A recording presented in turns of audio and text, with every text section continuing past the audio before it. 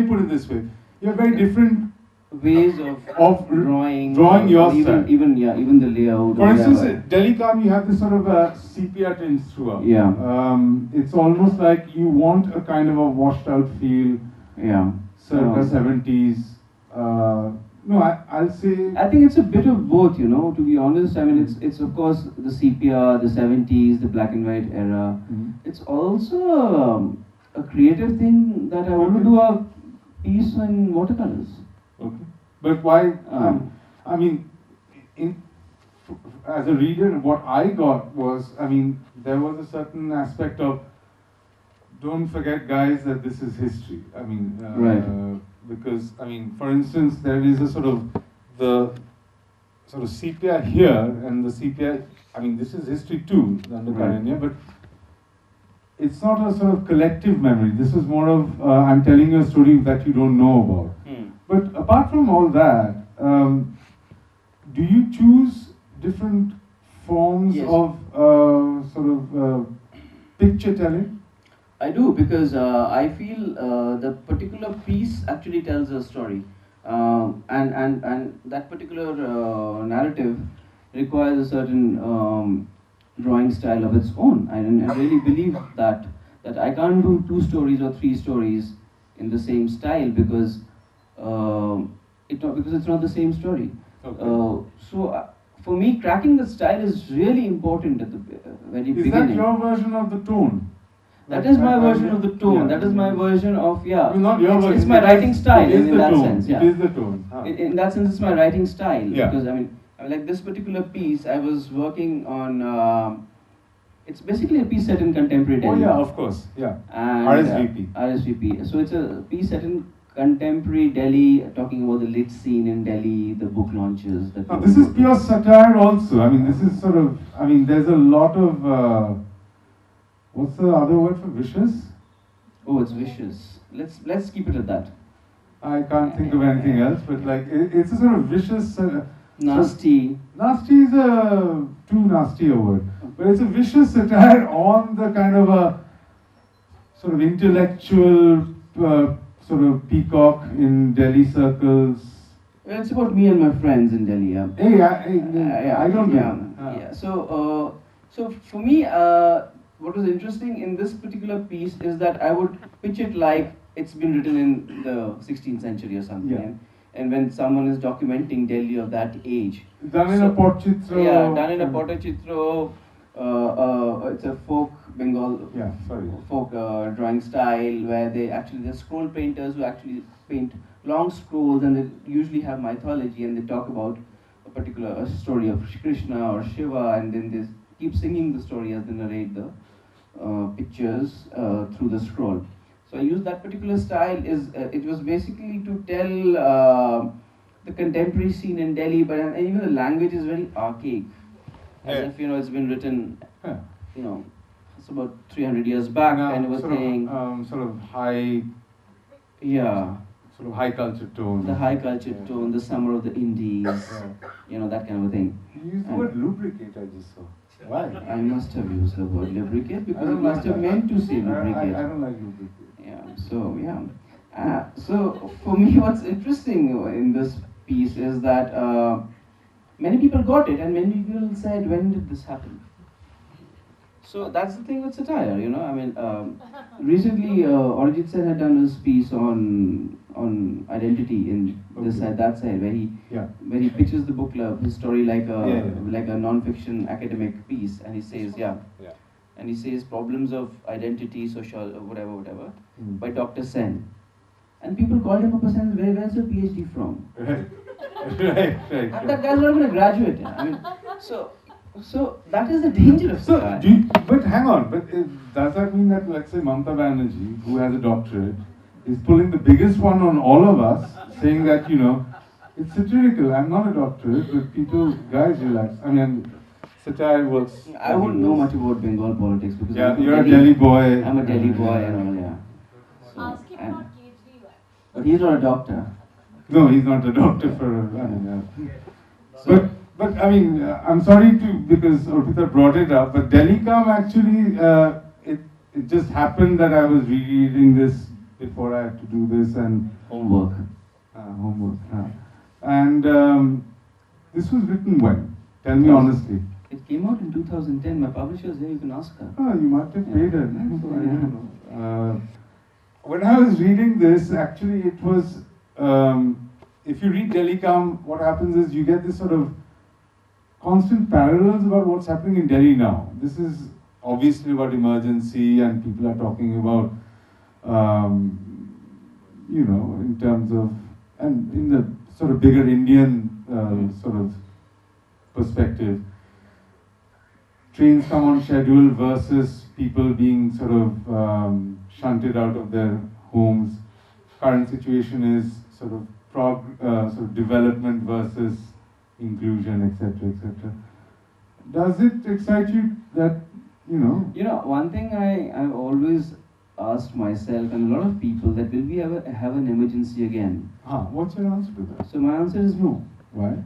Because we are smart enough to inculcate it within our own daily politics. So, you know, censorship is there. Yeah. I mean, today one of the leaders, I mean, my favorite leader, has said कि उनको jail में डाल देंगे. If paid media is an issue, once our government comes into the thing, we'll have a investigation about the media, and if they are found guilty, we'll put them into jail. A journalist being put into jail. This has happened in the 70s. Right. You know, you're talking about people shunted out of their lands. That happened in the 70s. You know, do anything in the name of development. That's happened in the 70s. So I mean, you know. But frankly, this then should become a prescribed text. I mean, I don't know, because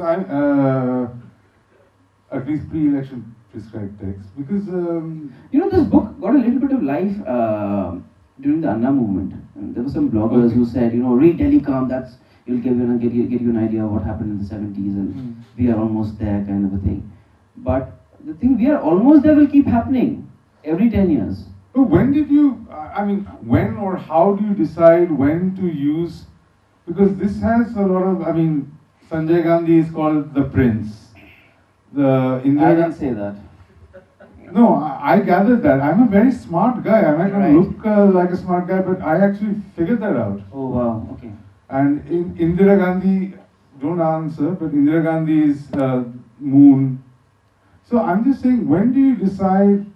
I mean, this one is obvious because there are sort of issues, but when do you decide to float off from the mothership and go into a little sort of fictionalized situation? No, there are no issues. I mean, I think the reason we put fictitious names or made fictitious characters based on real people, why, is one, it was addressing this whole question of censorship that happened in the 70s. Okay. So we begin our book by saying it's self-censored. So we are beginning with with this tag that yes, this is a book of fiction. Yes, I'm a coward writer. Yes, please don't burn my book. And you know, it starts from that. It's an easy disclaimer. Yeah. You know, I'm talking about a time where, you know, paintings are brought off galleries and they can be burned. Yeah. You know, vandalism is the norm. So I mean, acknowledge that and work around it. Yeah, absolutely. So you actually negotiate that right at the beginning by saying it. Yeah, this is a book of self-censorship. So what is for me is in this book is that people are there, historical figures are there. If people are interested, they will find out, and they will be more interested. Sure. Vishnu, what are you working on now? What's next? Well, that side, man, put some gusto into it. No, I would really like to do something which is off politics or something. Promise? God promise, as we would say in school. No, I don't. There are books the city series that I'm working on, which is basically in Indian in Lahore, which I've just revisited. So I really want to do that. Lahore. In Lahore, yeah. Okay. Indian and Delhi in Lahore, because a Delhiite's heart really pangs for Lahore, you know.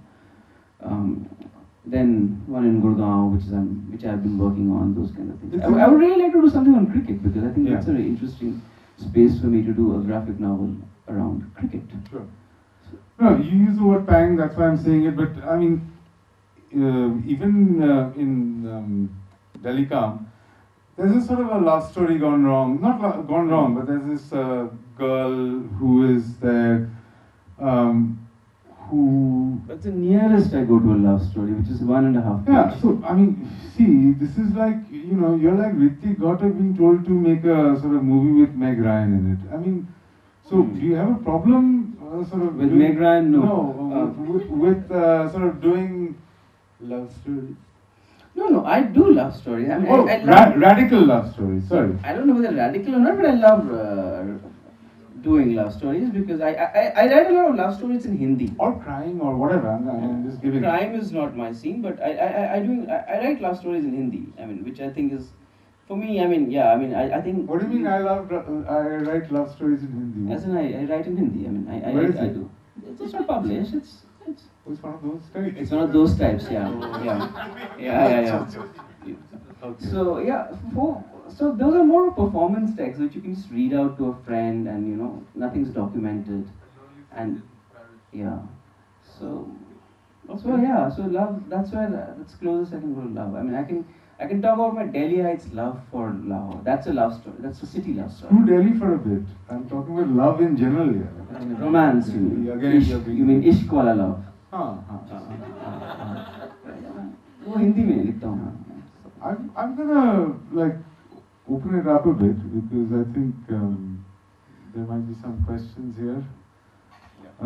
Anybody wants to ask Vishwa some incredibly difficult questions?